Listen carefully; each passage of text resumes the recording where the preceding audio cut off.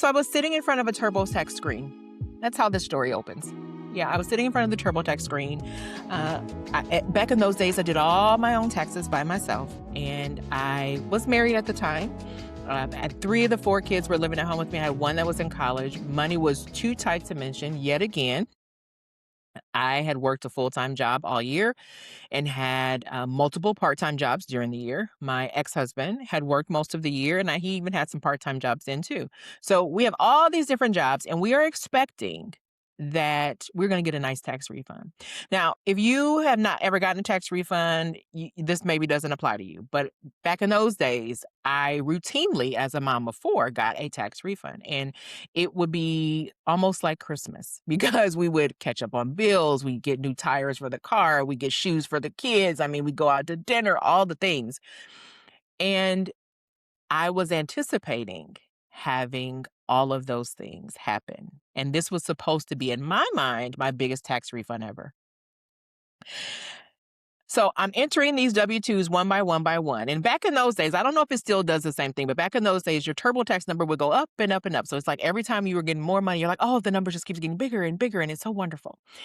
And so I can remember putting in that last W-2 and watching the number go down, down, down, down to about half what it had been.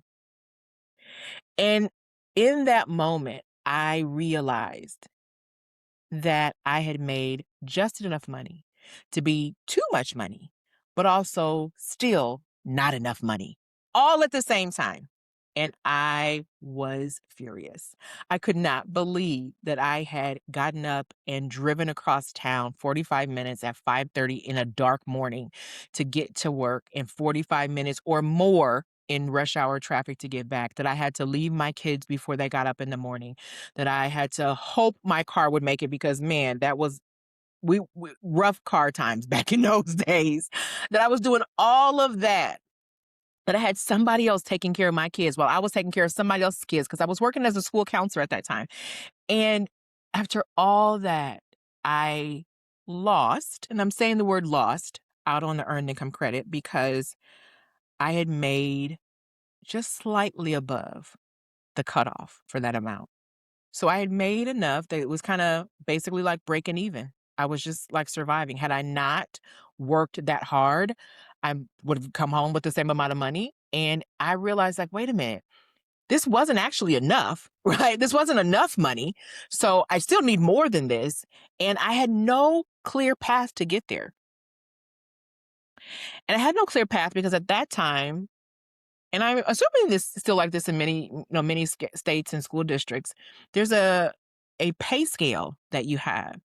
So your income goes up by the number of years of service that you have in a particular district. And it might be different from district to district, but it's not like astronomically different within the same general community. And so if I wanted to have like a significant raise, the only way I was going to be able to do that was to work harder.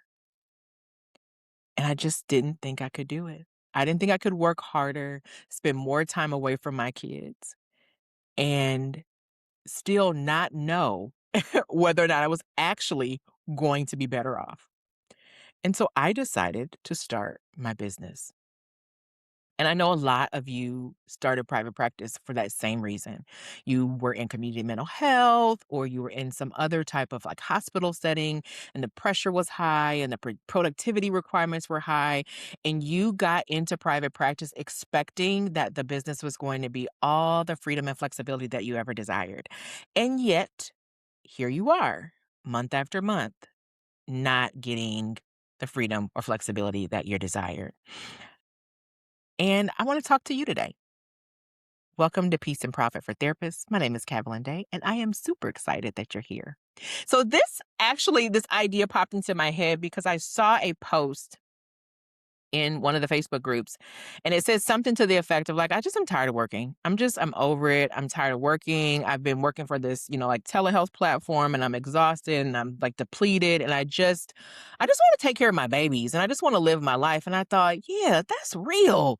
It is real, because when you feel like you are pouring care into everyone else and not getting to experience what you want to experience, It's so frustrating, and I don't hear enough people talking about it, particularly, like, in terms of a solution, right? There's, sometimes venting and expressing frustration, but people are just like, "Yeah, that's what you gotta do. Yeah, that's life." And I just don't think that it is.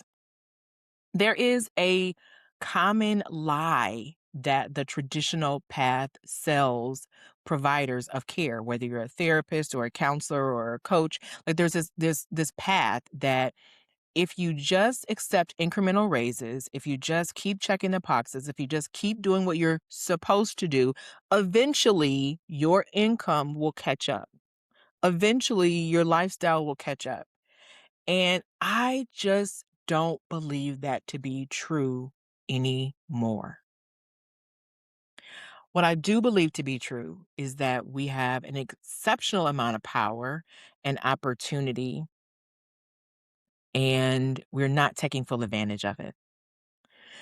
And your story may be different than mine. Maybe you are in a different situation. Maybe you don't have 4 kids. Maybe your finances are different, but you're still recognizing the same sort of experience, which is I'm putting in something and I'm not getting out what I really want to be getting out. Maybe you're putting in hard work and you are getting guilt from not only the client side and your family side, but the inside. So you never get away from it. It's just like pressure that never seems to release. There is sadness and there's this sense of disillusionment that happens too. And I wrote about this on my Substack a week or two ago where I was talking about sometimes disillusionment can be a superpower because it gives you like it takes the scales off your eyes and allows you to see what you maybe haven't seen before. And I think there's a lot of providers who currently are thinking if I just keep working harder, if I just kind of get over this hurdle, get over this hump, I'll be okay. But you keep trying to find the missing link. You think maybe it'll be time management. So you watch everybody's e-course on time management and you realize that you will never get back the time that you spent on that. Or you think that there's a system or some type of a tech tool that'll be better. I know that so many people who started with the platforms in an effort to have somebody else to manage the credentialing and the insurance verifications and all these different things. I know so many of you saw that as the solution, saw that as the thing that was really going to give you what you were hoping to get, saw that as the thing that was going to make it so that no, I don't have to work around the clock and constantly, put myself under the pressure, right? But then you realize that it wasn't what you thought it was gonna be. And now you're back at square one, and maybe not even square one, trying to figure out what to do. First of all, I want you to hear me say this loud and clear. You didn't do anything wrong. Like, you did not do a single solitary thing wrong. You are not the problem. This is a structural problem. It's a structural problem within the industry. It's a structural problem within society. It's a structural problem with how we, currently compensate therapists for care. And the structural problem needs a structural solution. And for most people, it's about the business model. There's some basic business models, some basic business ideas. There's, math that has to math. And if you don't have those, things are not going to feel good and they're not going to necessarily even look good. So if you're finding yourself saying, okay, I've been trying all the things, I've been throwing the spaghetti at the wall, I've been showing up, I've followed all these different gurus' pieces of advice, and I'm still not okay. I want to invite you to take my free private practice checkup. Okay. I created this One of the things that I enjoy doing is sitting down across from professionals. And partially I enjoy doing it because I get to hear the things that you say that really matter to you, sometimes things that you've never said out loud before. And I get to hear those things. I get to hear about the history that you have and the perspectives that you have and the background and your favorite clients and all these different things. And my mind just starts to do and get calculating, on what would be like the path for you. So I enjoy doing that, but everybody doesn't have the time or the money to invest at the time. So I said, let me come up with something that will meet those needs. So give people a really good introduction to, hey, if this, then this. If that, then that. So that you know where to start. Kind of like a diagnostic and a treatment plan in about 5 minutes. So it's a tool, it's interactive, it'll ask you several questions, and it will give you a first step, try this thing recommendation for you based upon your specific situations, right? You might be wondering if this is actually going to be beneficial for you. And I want you to know here are the 3 reasons why I want you to check it out today. Number one, if you are recognizing that the math in your private practice is not adding up and you cannot tell why. If you are still seeing plenty of clients and still having less and less money at the end of each month, if you want to give yourself a raise, but you can't figure out how to do it, if you've thought about, like raising your rates, but you can't figure out how to get cash pay clients in the door, if you have maybe even considered or even started adding some income streams, but you're still not getting to the income level that you want to, there's probably a leak. There's probably a leak somewhere, and the checkup is the first place where we can look for where that leak might be. Okay. Number two, you are trying to make decisions, maybe not always making them, but you're making them with not the full picture, right? So you hear people talk about your niche. You don't really understand what a niche is, and, how is narrowing down who you serve make you more money. You're not really sure what that looks like. Maybe you've tossed around the idea of being a group practice, or maybe you became a group practice and realized that that doesn't actually make you more money. And you are just trying to figure out where to do what and when for your specific situation. The checkup will help you with that. But maybe you have really hit what feels like a structural ceiling. You look around and you actually are probably doing as good, if not better, than some of the people in your community.